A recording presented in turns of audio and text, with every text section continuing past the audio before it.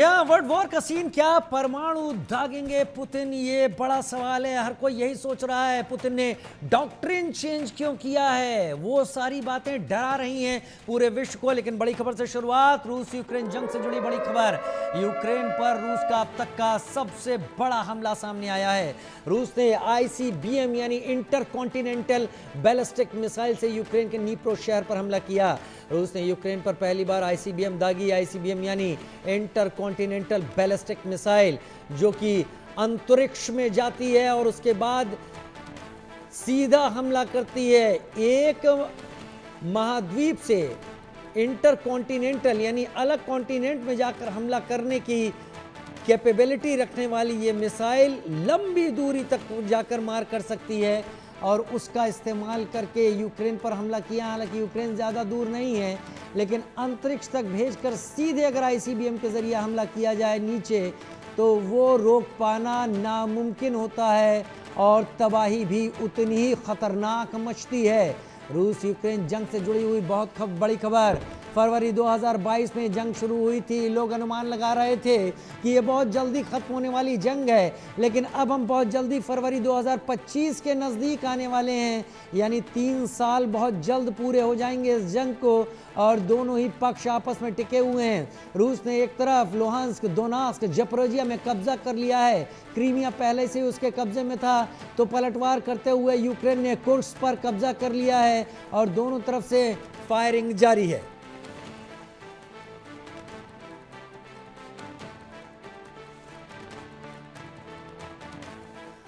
बड़ी वजह है आईसीबीएम से हमला क्यों, क्या वजह है इसके पीछे? तो आईसीबीएम का हमला नाटो के लिए एक चेतावनी के तौर पर किया गया है, क्योंकि नाटो के जरिए 300 किलोमीटर से ज़्यादा की, या अमेरिका के जरिए जो 300 किलोमीटर से ज़्यादा की मिसाइलें एटकमास मुहैया कराई गई थी यूक्रेन को, उसके बाद ये हमला, आईसीबीएम का हमला परमाणु हमले की धमकी है कि अब हम अपनी नीति बदल चुके हैं।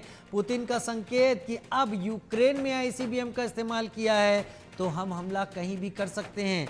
जो भी इस जंग में साथ देगा यूक्रेन का, RS-26 हम आईसीबीएम की खासियत बता रहे हैं।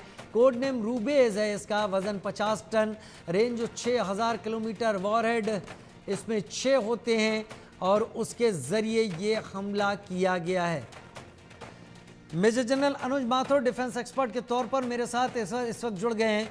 मेजर जनरल माथुर, आज की तारीख में यूक्रेन और रूस का ये वॉर जो फरवरी 2022 में शुरू हुआ था, और हम जैसे तमाम लोग इस बात का अंदाज़ा लगा रहे थे कि कहाँ यूक्रेन और कहाँ पर रूस, ये बहुत जल्दी ख़त्म होने वाला एक वॉर है और शायद शॉर्टेस्ट पॉसिबल वॉर होगा, लेकिन ये तीसरे साल में इंटर या चौथे साल में इंटर करने जा रहा है। 3 साल पूरे हो के आईसीबीएम का हमला इशारा किस बात का है मेजर जनरल माथुर?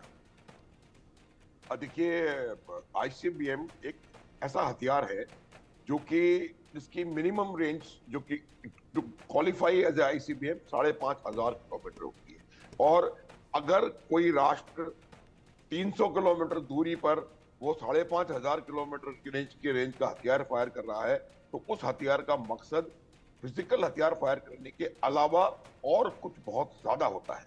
ये हथियार न्यूक्लियर वॉरहेड केपेबल हथियार है। तो इससे 3-4 साफ मैसेजेस रशिया ने पूरे विश्व को दे दिए हैं। वो यूएस, ब्रिटेन और नाटो को खास करके। पहली बात, हम अगर हमारे एग्जिस्टेंस पे खतरा हुआ तो किसी भी प्रकार के हथियार का प्रयोग करने से नहीं चूकेंगे, पहली बात। दूसरी बात, अगर आवश्यकता पड़ी तो हम हथियार का प्रयोग किसी भी देश के खिलाफ कर सकते हैं। वही वजह है कि आपने एक इंटरकॉन्टिनेंटल बैलिस्टिक मिसाइल फायर करी, जो कि पूरे दुनिया में काफी देशों के, पूरा यूरोप उससे कवर हो जाएगा। तो उन्होंने ये दूसरा मैसेज दिया है। तो तीसरा मैसेज ये दिया है कि अगर पूरी तरह से बर्बादी की ओर रूस खत्म, एग्जिस्टेंस की वो थ्रेट हुआ, तो वो न्यूक्लियर स्ट्राइक करने से भी परहेज नहीं करेगा। ये तीसरा मैसेज है। लेकिन ये तमाम चीजें मेरे हिसाब से मैसेजिंग हैं। वो ये बताना चाहते हैं कि किसी भी तरीके से आप नेगोशिएटिंग टेबल के ऊपर आइए। दूसरी बात जो है वो ये है कि दोनों देशों, जब से ट्रंप का इलेक्शन हुआ है और ट्रंप प्रेसिडेंट नॉमिनी बने हैं, तब से कहीं ना कहीं दोनों देशों को एक पॉसिबिलिटी ऑफ नेगोशिएशन नजर आ रही। और वो पॉसिबिलिटी ऑफ नेगोशिएशन के लिए दोनों देश कहीं ना कहीं अपनी तरफ से अधिक बढ़त बनाना चाहते हैं कि जनवरी 25 से पहले वो इतनी इतनी बढ़त बनाए ताकि नेगोशिएटिंग टेबल्स के ऊपर वो एक पोजीशन ऑफ एडवांटेज में रहें। तो ये तमाम वजह हैं जिनकी वजह से आप रूस का एक मोर एग्रेसिव रूप देख रहे हैं।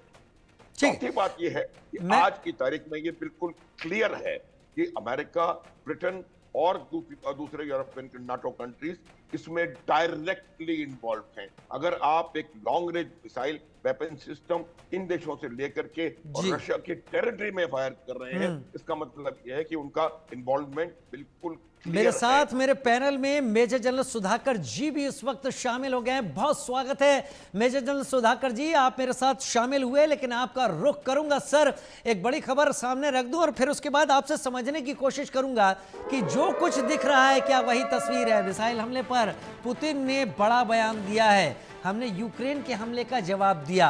पुतिन ने कहा रूस के हमले से ज़ेलेंस्की आग बबूला हो चुके हैं, रूस ने दिखा दिया कि वो डरा हुआ है, हम आत्मरक्षा के लिए सभी कदम उठाएंगे, लंबी दूरी के हथियारों से हमले का हक है, अंतर्राष्ट्रीय कानूनों के तहत हम हथियारों का इस्तेमाल करेंगे, ऐसा ज़ेलेंस्की कह रहे हैं। लेकिन रूस ने आईसीबीएम का इस्तेमाल किया, ये एक बड़ा इशारा यहाँ पर है। और मेरे सीनियर को पैनलिस्ट, डिस्टिंग्विश्ड एंड एस्टीम को पैनलिस्ट जनरल माथुर साहब को मेरे शुभकामनाएं और बधाई।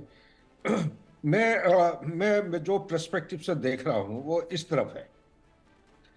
यह सबसे बड़ा चुनौती आज के दिन में यूएस के लिए डीप स्टेट है। यह डीप स्टेट डोनाल्ड ट्रंप पिछली बार जब प्रेसिडेंट थे उनको तंग कर रखा था।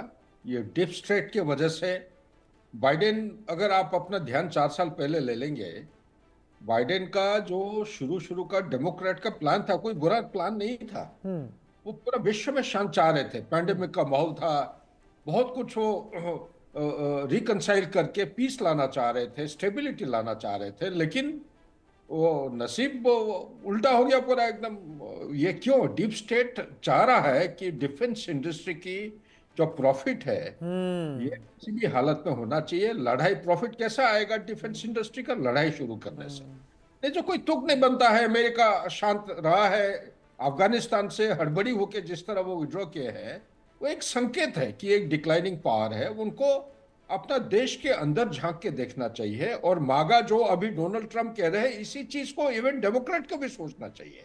बहुत सारे चुनौती हैं आज अमेरिका के देश के अंदर, डोमेस्टिक कॉन्स्टिट्यूंसी। ये पहला मुद्दा है। दूसरा मुद्दा मैं कहना चाहता हूं, ये जो ट्रंप आए हैं अभी, ये एक लैंडस्लाइड विक्ट्री के साथ आए हैं। और शायद मेरे जितना रिसर्च मैं किया हूं, शायद ये पहला एक रिपब्लिकन लीडर है बहुत सालों के बाद ये पॉपुलर वोट लेके आए।